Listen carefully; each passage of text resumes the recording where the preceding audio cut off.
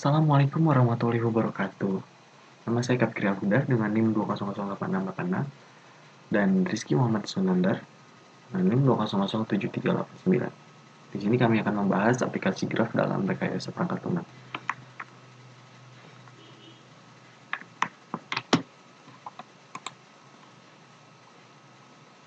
Oke, lalu ada latar belakang. Dalam makalah ini akan dibahas terkait peranan graf dalam rekayasa perangkat lunak, khususnya dalam pengujian program.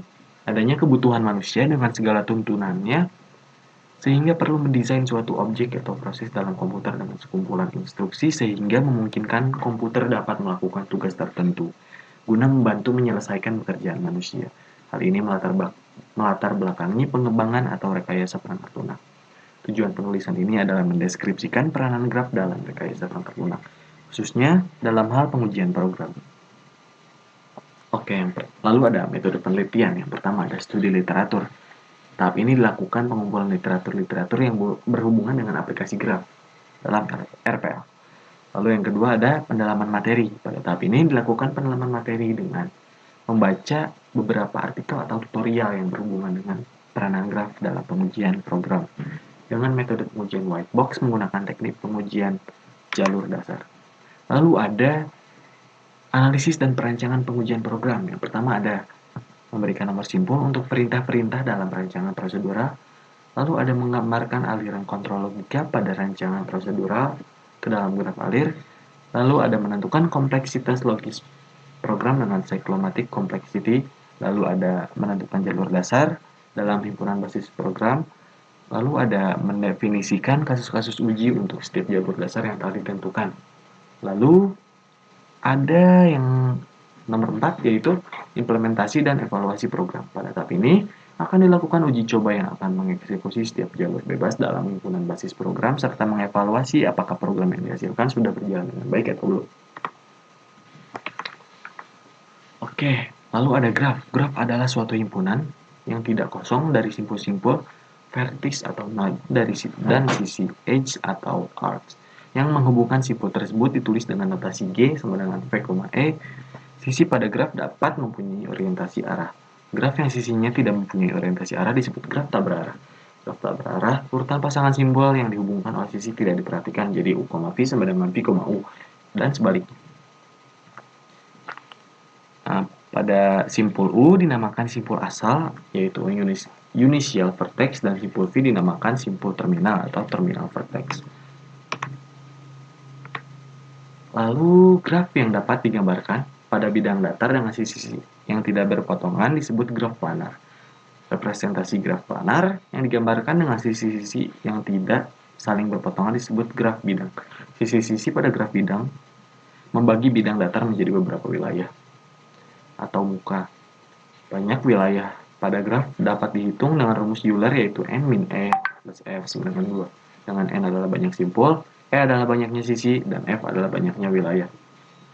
Ya, bisa kita lihat pada gambar di bawah. Oke, lalu ada rekayasa perangkat lunak. Adalah suatu bidang profesi yang mendalami cara pengembangan perangkat lunak termasuk pembuatan, pemeliharaan, manajemen operasi pengembangan perangkat lunak, dan manajemen kualitas.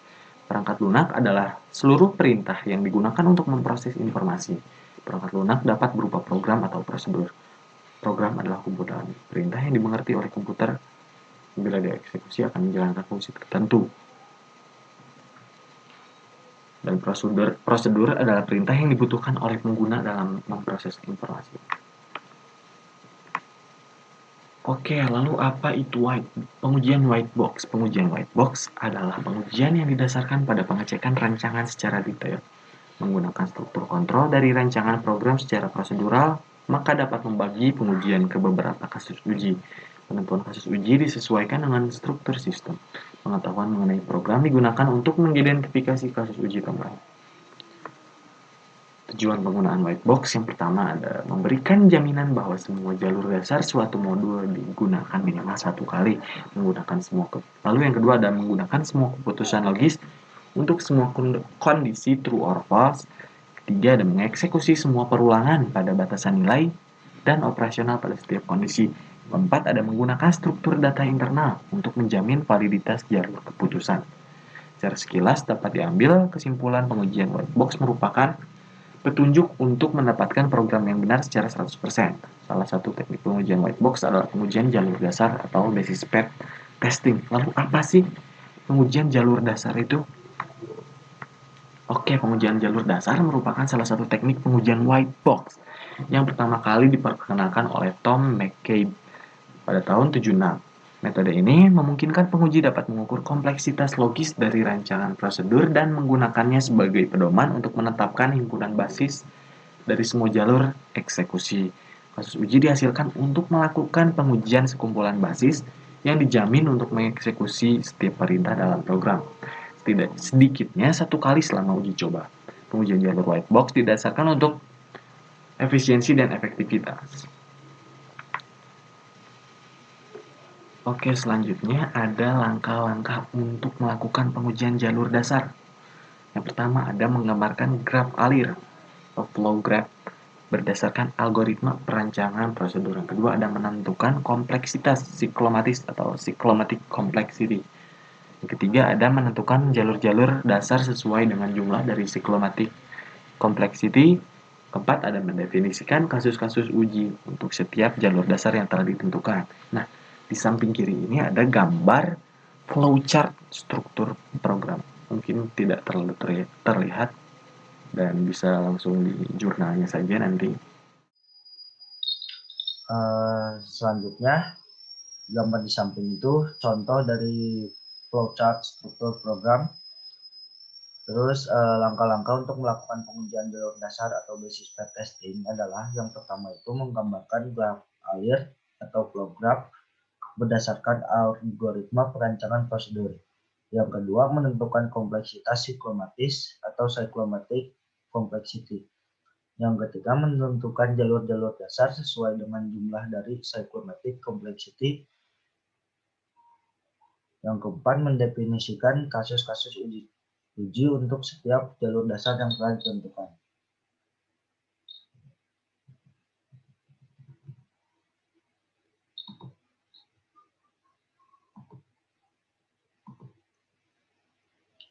Nah, selanjutnya ada graf alir. Graf alir adalah sebuah notasi sederhana yang mempresentasikan aliran kontrol logika dari sebuah struktur program. Yang pertama itu ada sekuensi. Bisa dibilang ini jalurnya itu, notasinya itu searah. Yang kedua ada if. If itu bisa dari jalur atas atau bisa dari jalur bawah. Bisa dilihat dari contohnya itu di gambar. Yang ketiga ada while. While itu dari pertama terus kedua kembali lagi ke pertama, selanjutnya langsung ke ketiga. Jadi mengulang dulu satu kali langsung ke selanjutnya. Yang keempat itu until. Until itu sama seperti while, tapi until ini yang pertama itu ke kedua, terus kembali ke pertama, terus kembali lagi ke kedua, dan seterusnya ketiga. Yang kelima ada case. Case ini ada 3 jalur. Yang pertama jalur ke atas, terus jalur ke tengah, dan jalur ke bawah. Nah, di masing-masing jalur itu nanti tujuannya sama ke satu titik.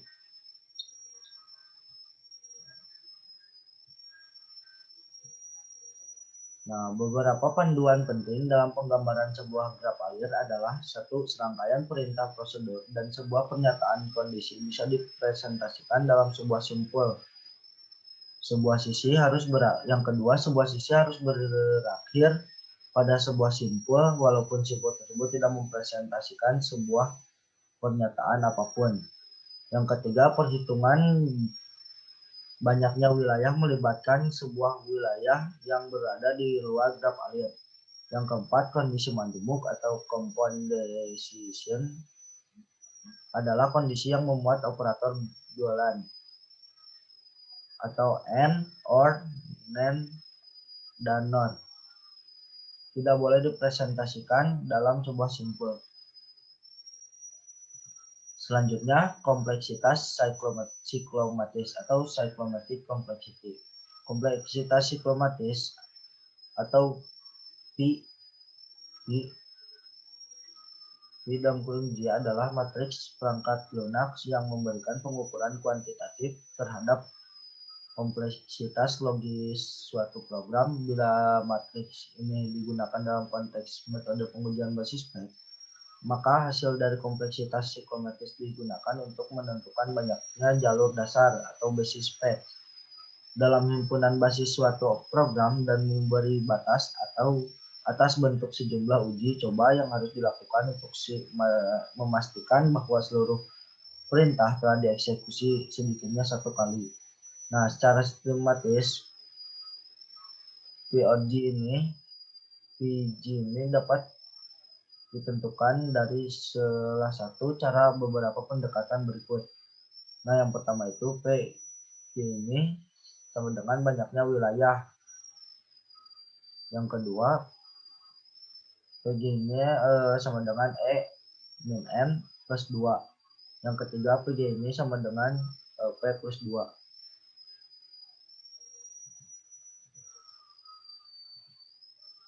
Nah, selanjutnya ada jalur dasar basis PET. Jalur dasar basis PET adalah sebuah jalur pada program yang memuat paling sedikit sebuah perintah prosedur dalam konteks graph alien. Maka sebuah jalur disebut sebagai jalur dasar jika jalur tersebut memiliki paling tidak satu buah simpul yang belum pernah dilalui oleh jalur yang sudah didefinisikan sebelumnya. Banyaknya jalur dasar yang teridentifikasi harus sesuai dengan nilai dari cyclomatic complexity. Selanjutnya ada uji aplikasi. Uji coba untuk mengaplikasikan teknik pengujian jalur dasar atau basis PET testing akan digunakan algoritma dari sebuah prosedur pencarian biner atau binary search. Nah, pertama yang harus dilakukan itu adalah identifikasi simpul pada algoritma. Nah, gambar di samping ini contoh dari identifikasi simpul. Nah, apabila sudah diidentifikasi, selanjutnya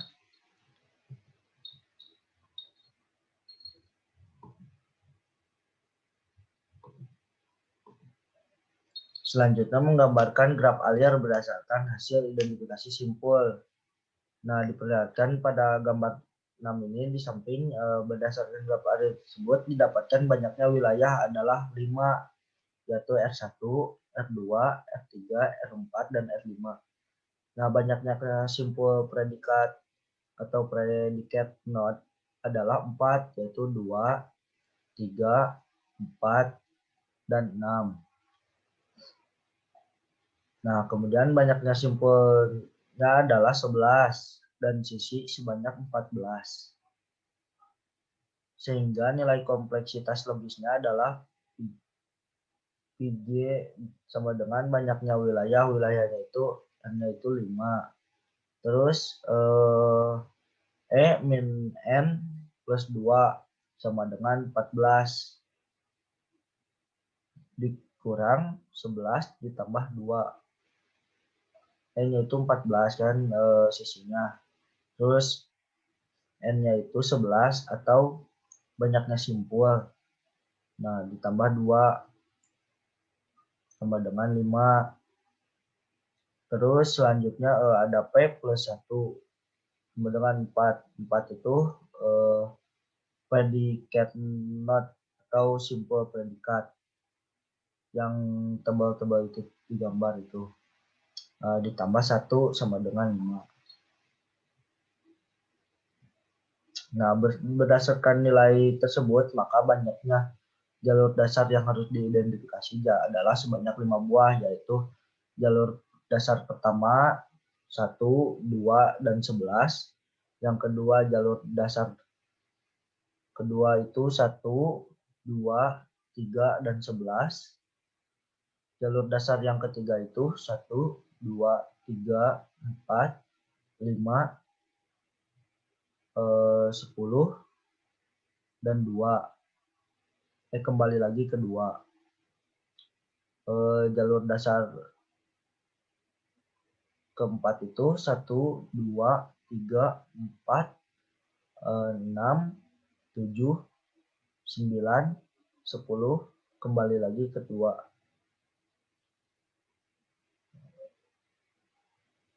Nah, jalur dasar yang kelima itu 1, 2, 3, 4, ke 6, ke 8, ke 9, lalu ke 10, kembali lagi ke 2. Pokoknya kalau udah ke 10 pasti balik lagi ke 2.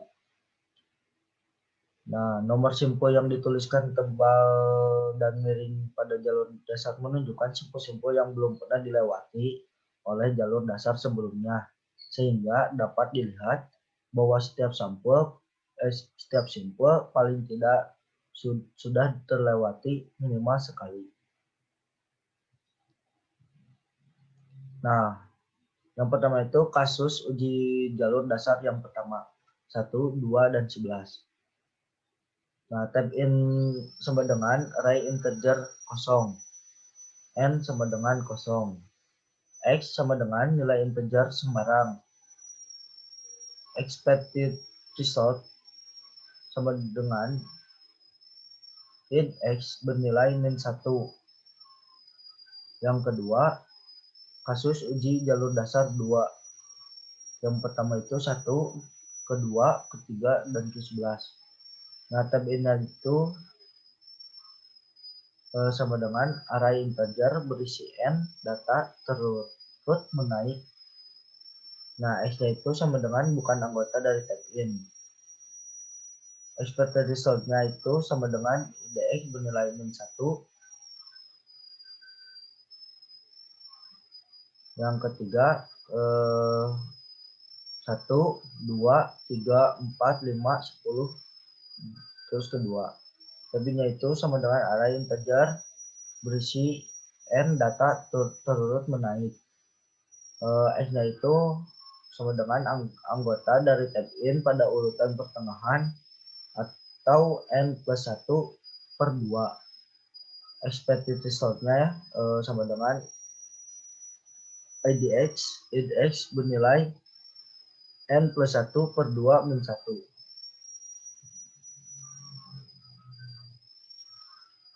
Kasus uji jalur dasar keempat, tabnya itu sama dengan array integer berisi n data terurut menaik. X sama dengan bisa anggota dari tab in atau bukan. X lebih kecil nilai tab in pada urutan pertengahan atau n plus 1 per 2.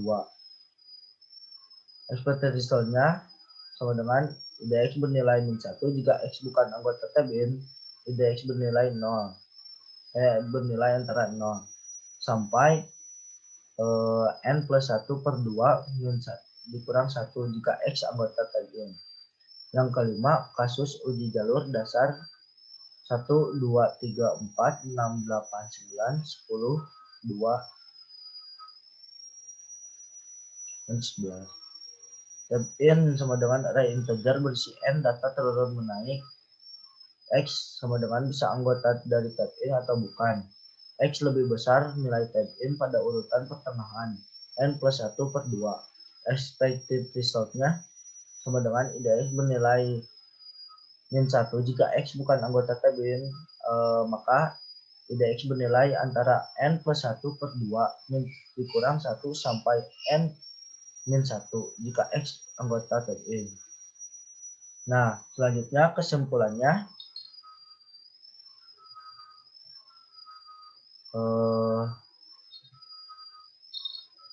makalah ini mendeskripsikan peranan graf dalam rekayasa perangkat lunak, khususnya dalam hal pengujian program. Teknik pengujian program yang digunakan adalah metode white box dengan menggunakan pengujian jalur dasar, basis pair testing.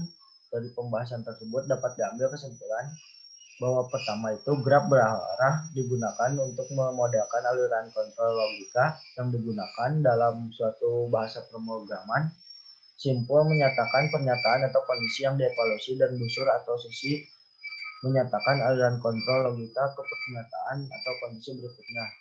Yang kedua, ukuran kompleksitas dalam graf dapat digunakan untuk mengukur kompleksitas logis Dari struktur program, graf alir yang mempresentasikan aliran kontrol program dihitung kompleksitasnya menggunakan rumus Euler